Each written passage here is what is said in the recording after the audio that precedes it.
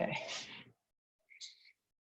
Senator Lee, thanks for joining us today. I'm so glad you have time to talk with me and the students about the Idaho Legislature. Why don't you start off by telling us a little bit about yourself and how you ended up in the Idaho Senate? Great. So this was not my life's dream, but I think I have a kind of a typical story, but a little bit of a unique story. I had my senator in my district, increasingly, in my opinion, was not representing the families, businesses, schools, and just kind of the interests that I saw. And so in 2014, I worked really hard to try to find someone to run, to oppose that individual, and nobody would do it. So as I kept going through my community, I said, somebody needs to do this, and I realized, well, I need to do it. He happened to be actually chairman of the Resource Committee in the Senate, which is a very powerful committee, and so it seemed unlikely that I would succeed, but I felt like we needed to at least have a dialogue and have some debate. And as you study, the science behind political science, there was certainly some science in that race, and some opportunity windows opened up. And one of those was that my opponent had come out and endorsed the governor's opponent in that year's election. And so that allowed the governor to come out publicly and endorse me, which is a really rare thing for a governor, obviously, to go against a sitting legislator. So a couple of unique things happened in my race, and I'd be happy to answer additional questions. But I think that, as you look at my background, I'm a vice president at a community college. I had never run for election before. So that's a little bit different when you study pipeline theory and some of those other pieces. But my race was really a grassroots race, and I won by almost 800 votes in a very conservative district. I represent District 9, which is Payette County, Washington County, Adams County, and 3 precincts in Canyon. So if you look at kind of that Middleton area all the way up to Brundage Mountain, it's a disparate district. It is lots of competing and different interests. So that's a little bit of how I got into the legislature. And I have to admit that I woke up that next morning and said, oh my gosh, I won. And it has been, again, a great honor. I'll tell you the next election cycle, I was opposed by kind of the same group that I had run against before, and I won. That was the first time that we had the change in the primary in Idaho, where we had a presidential primary, and then we had a separate legislative primary in May. And that election had a pretty low voter turnout in my district, and I won by 27 votes. Wow. Yeah, every vote counts. Every vote counts. I thought about that as the size of a classroom in our schools would have made the difference in the outcome for that election. Since that time, fortunately, I've been unopposed. Well, your district really has so many different kinds of interests there. Part of your district is really the edge of the metro area here around Boise. And then part of it is in what used to be timber country up around in Adams County, so is that right, up to Adams County? Yeah. So that's quite a handful of perspectives and interests to keep going all at once. Yeah. So farming is something that's of interest throughout my whole district, but as you point out, that tension between, if you look at the development, changing the farm ground, other water issues in Canyon County are different than the water issues in Adams County, and the rate and amount of federal lands. So a couple of my counties really depend on the PILT, which is payment in lieu of taxes, to support some of their interests, and then a couple of the other counties, it's not much. If you look at my county commissioners, they're really different interests throughout those 4 counties. I always tell folks in the legislature who want to change things, I represent 12 school districts, so that's 12 superintendents, 12 school boards, and 4 sheriffs. So there's a lot of locally elected people who I also have to kind of coordinate those interests and communicate with. Absolutely. I wonder if you could tell us a little bit about the Idaho Legislature in particular.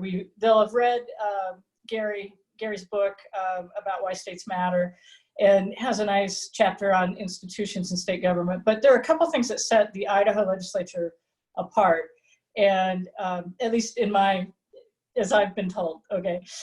One is the power of committee chairs, and the other is the role of a joint finance and appropriations committee that not very many states use. So I wonder if you could talk about that, or maybe we're missing it and you think there's something else that makes it unique. No, I think those are, in particular, two distinctions that when you look outside of the legislature, I can tell you, and someone who was outside before, I was very skeptical about the role of the committee chairs and their ability. What happens in Idaho is we give wide latitude to our committee chairs to hold a bill, which means they can look at it on face value and just say, I'm not going to hear that bill. We do have some backstops in Idaho where technically in our rules, either body can call a bill to the floor. I've not seen that happen, and that would be a real rare thing to override a chairman. And the reason that I guess I've changed a little bit in my support for that discretion is there are some popular ideas that, and again, it depends on who you're talking to, that probably wouldn't be good policy, but based on either a party preference or just a hot topic idea. And that chairman knows what his committee would do and also knows what the public appetite would be. And in particular, we look at across the legislature to see what it's going to take to actually get something passed. And so, for example, we always have an abortion bill every year, and we have those are really strong, ingrained interest, right? So you're either for or against, and there's hardly any middle room, but we will typically have a bill that comes across that says we want to charge women and doctors with murder if you perform abortion for any reason. Now, there are a number of individuals that we are very pro-life in our legislature, and so that would be a bill that probably would get support, but it's unconstitutional. And so that's a little bit of a backstop that the chairman hold. Mm-hmm. And then you'll hear a lot of criticism between the different bodies that the House is holding the bill that got passed through the Senate, and the Senate's holding the bill. But again, I think that really speaks to the slow and deliberative process that we want our legislature to take. The second thing, that Joint Finance Appropriation Committee, some other states call them Ways and Means. There's lots of different names, but I think if you look across, microphone here, is that better? If you look across our legislature, it's really a pretty thoughtful body. So we have 10 members from each that are appointed by the Speaker on the House side or the Pro Tem on the Senate side. And we work different budgets, and we do it in more of a collaborative way than any other committee that functions. We do have some joint interims, but this is a joint standing committee. And once we get something out of that committee, there's a few hot topics like higher education or sometimes Medicaid or some other pieces. But once it passes that body, it almost always passes the entire legislature. And so I think there's a few unique ways. And again, constitutionally, that's the only thing that we have to do in the legislature is balance that budget. We take that really seriously. We also see it, we're really proprietary about that budget. The governor is often reminded that his budget is a recommendation, but that's our budget. Right. Could you describe what role, if any, that you have in terms of oversight of state agencies and the civil servants who work in those agencies? So I think, again, we very much value 3 separate equal branches of government. As a legislature, I'll tell you, I think the legislature is the best branch, but I think, each have that value. But that really, policy, obviously,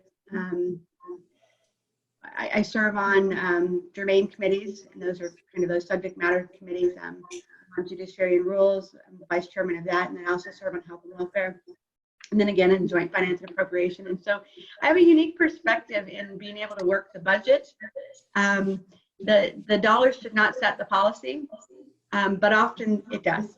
So if you don't have the money to do the things that we don't want you to do, then you simply won't be able to do those. And some of those hot topic items come up in public health often when we're talking about sex education. We can go into a budget and say we simply are not going to allow you to use the dollars this way or spend the dollars that particular way. And then we'll go over to the germane committee on that policy piece and then actually write statute language that will either support or prohibit that. And so you'll see a little bit of that crossover. We try really hard in the Finance and Appropriations Committee to not set policy, to fund the policies that are run through those other committees. And again, you'll see at the end of the session, that's a little bit of difficulty. We get a recommended budget. We're trying to really keep things conservative, and then bills will pass through germane committees that show up at the end of the session. And our job in Finance and Appropriation is not to say, is that a good policy or not? It's, do we have the resources, and where are we going to find the resources to fund what the legislature has already supported? Yeah. Well, this year for funding looks challenging in 2020 with the coronavirus and a lot of unemployed people who aren't paying income tax right now and are instead drawing on unemployment insurance and so on. How much trouble do you expect our budget forecasts will be in, and are you already starting to think about what kinds of cuts might be necessary? Yeah, and as you know, the governor already did a 5% across the board holdback, and so we are constitutionally required to have a balanced budget.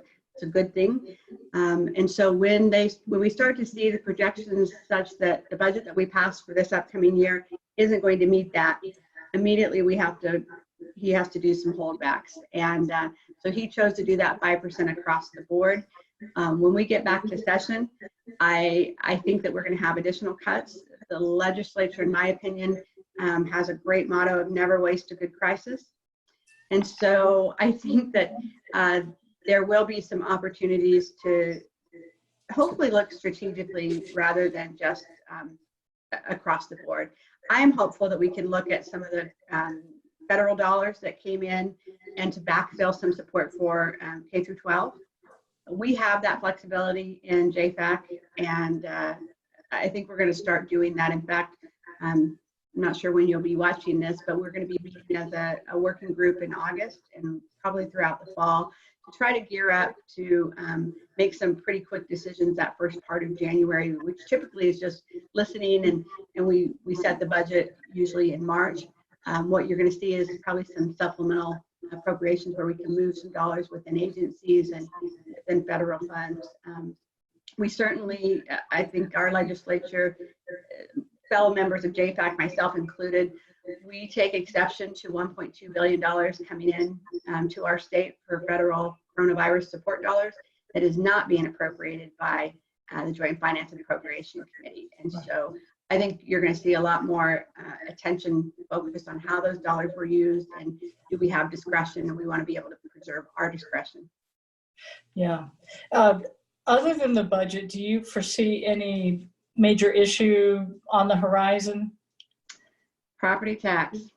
Yeah. So it's a stress, it's a strain. It is the way that our system is set up. We have a three-legged stool, we like to say, in our tax policy. We've got income tax, sales tax, and property tax. And when you change any of those levers, legs on the stool, if you want to call it, it really impacts other areas. And we know, especially in our kind of urban areas, Boise, for example, people are really struggling to keep up with those increased costs, and they're going to struggle even more, as you indicated, with unemployment and loss of income and other things. It has been building for the last couple of years, and we were hopeful that maybe this would be the year that we would deal with it. And I think we pushed it off last year for an election year, and because we really didn't have good information from our counties about how it was going to impact them. But that's going to be a continuing pressure.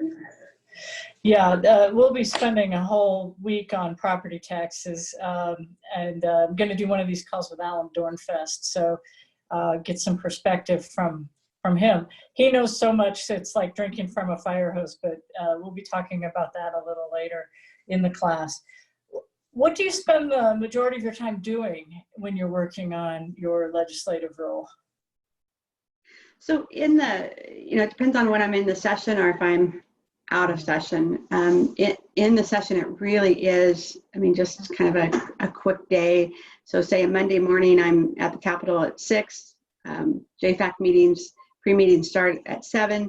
We're in JFAC until 7 to 8 in kind of upstairs meetings, and then 8 to, it can go till 11:30. Then we get to the floor. We'll have an hour for lunch, which typically is a meeting. The cattlemen come to town, insurance groups come to town. We meet with constituents. And then I've got judiciary and rules from 1:30 to 3, health and welfare from 3 to 5, and then a dinner meeting. And then, back, I stay in Boise during that session, and then I'm reading bills and getting legislation ready. So it is very much just intense during the session. When I'm out of the session, I'll tell you that I spend probably a day and a half a week. I'm fortunate that I have a flexible job, and I got Fridays or Saturdays meeting with constituents, talking to my county commissioners, dealing with just a lot of local concerns on anything from public defense reform, Medicaid issues, indigent care, mental holds, just myriad things. Or, they got a tax bill that they don't like, or they don't understand how that worked. And so really my job is to advocate at the state level. Sometimes it's just a matter of I can get my phone call returned. Yeah. When Senator Lee calls the tax commission, I'm going to get a phone call returned. And then there are ways that I can help my constituents in that way. So, and then again, a lot of interim committees. I'm co-chair of the Child Welfare Oversight Committee. So we meet and talk with our citizen review panels, health and welfare, the courts, lots of different things. And all of those activities that you're doing on behalf of constituents, which we would call casework, of course, you're doing without the help of staff. Right. I don't have any staff. During the session, I share we call him attaché, a secretary, with 2 other legislators, but that individual also is the gatekeeper for anybody coming into the chairman's suite. So any of the correspondence or answering emails, and I think that's the thing that I try to tell my constituents, depending on the day that you email me, I really try to get back, try to be responsive. But if we have a hot topic in the legislature, again, Medicaid, federal lands, vaccinations, I could get 600 emails in one day. Many of them auto-generated, but if you sent your personal email, Senator Lee, I need help with that, it might get caught in the middle of all that, and I don't have anybody that looks at those things, which is interesting because many other states provide that kind of support to do research or to draft bills or those types of things. We have some support from LSO, but again, which is our Legislative Services Office. But again, we have to do a lot of that research on our own because the support's limited.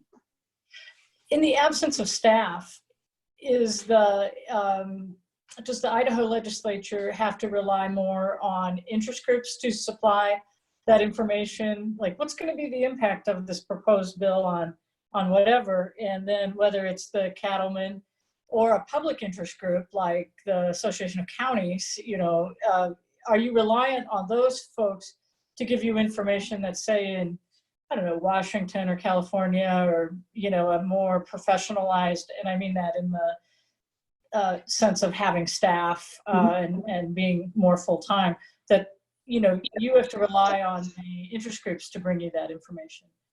We really do. And so, we can call them lobbyists, or you can call them legislative advisors, and it depends on how useful they are to you. But those are groups that for me, I absolutely rely on them. And I might come up with an idea, or I have a constituent who comes up with an idea, but I reach out to those individuals because they have resources that I don't have. And they're also going to have a perspective on the front end that I'm going to see what are the obstacles with this policy.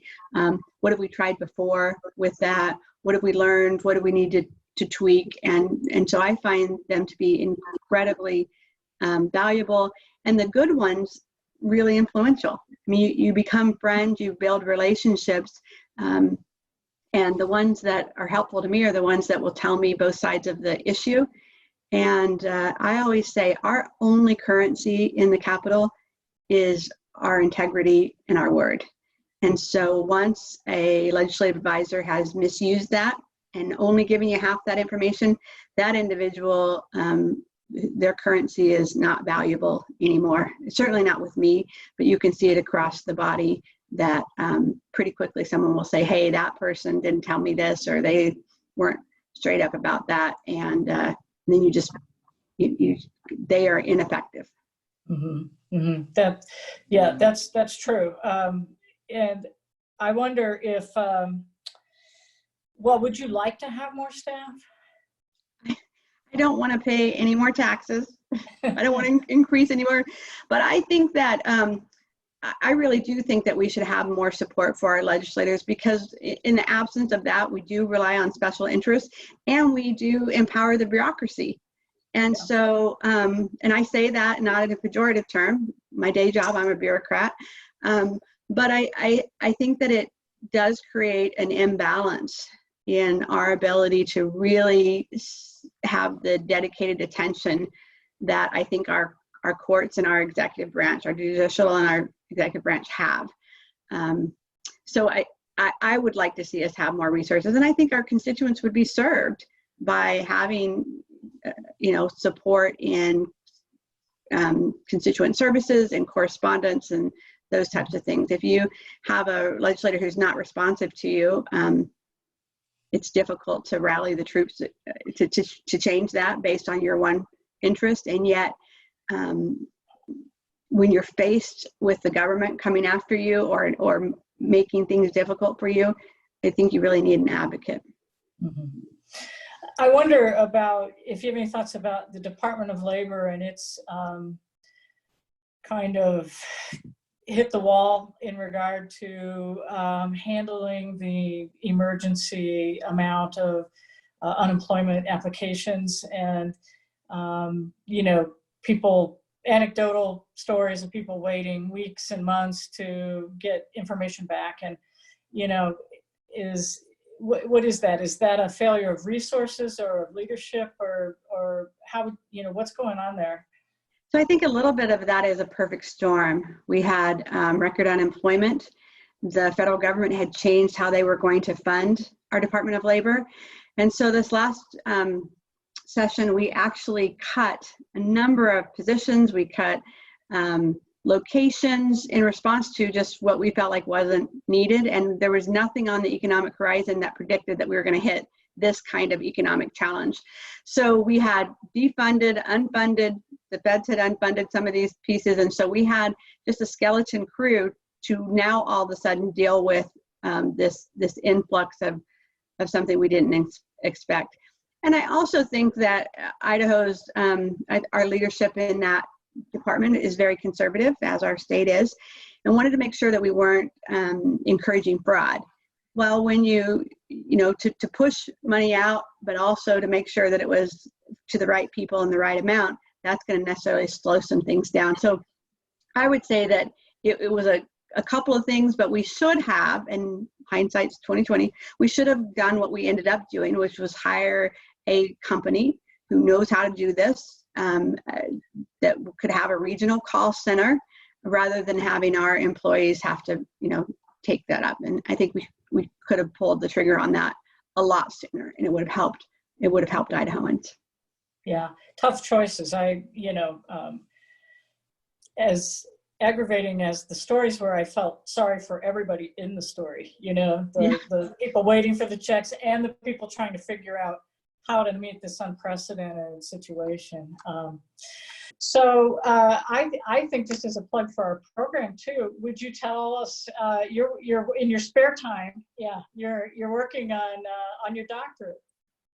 I am, and it's such a great program. So in 2013, I maybe a little bit before that, I heard that Boise State was going to start their public policy and administration program. My full-time job is in academia, and I thought, well, this will be a great learning curve, and I've loved it. And it has been fascinating to read the theories, to study it in a book, and then there is a lot that happens when that caucus door closes that nobody really writes about, that you can't practice. And yet there is so much. If you read Anthony Downs, I mean, he's got it. There's before I became elected, I thought, well, everybody should just be pure and you should never compromise. And then you realize that there's some consensus and some collaboration and just some politics that happen in the political process. But I'm hoping to graduate someday. Again, I started in 2013, and then I ran for the legislature, which was unexpected. So that's derailed me or slowed me down a little bit, but I felt really supportive in it. Again, it's just been such a great program to the application, I think, and the knowledge that I get on the academic side as well as the actual practice. So can you give us the Reader's Digest version on what your topic for your dissertation is likely to be? Yeah, so I'm studying why people run for community colleges. So as you look at Why States Matter and Why People Run for the Legislature, some of those other books that folks have read, to me, it's a really unique and understudied field about what motivates people to run for election, but especially to run for a community college board that seems like it has less incentives, less advocacy, and it happens to also, again, be my professional background. I'm looking for a done dissertation, and I'm looking for something that maybe will create some implications for further research for someone else. But so far, just an interesting topic, and I think that I've really felt encouraged to be able to pick something in my professional experience as well as just, hey, how can I add to the body of knowledge that's out there? Mm-hmm. That's great. Well, I obviously want you to finish. I'm looking forward to seeing that dissertation. I know you're busy. I'm going to let you go, but I want to tell you how much we appreciate you taking some time to talk with us. I think it's great when students get to hear from one of our elected officials, and you know, you being on JFAC, you've had a lot of years of experience, and you have a connection to us here at Boise State. So we really appreciate it. Thanks so much for your time. Well, I appreciate you. Thanks so much. Take care.